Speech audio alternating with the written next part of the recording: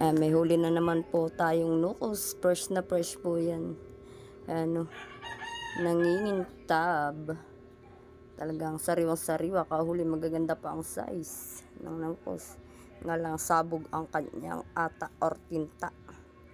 Yan, aking tinataktak at i-drain ko. Gawa ng masyadong matinta. Tsaka medyo may tubig. Kaya tinataktak ko talaga yan dyan sa lababo.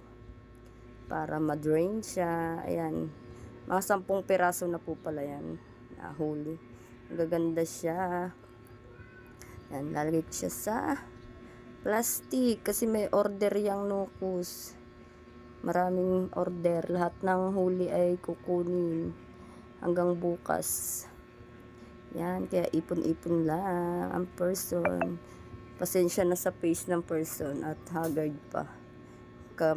Mumurlat lang kasi yan. Yan. Napuyat kasi yan kagabi.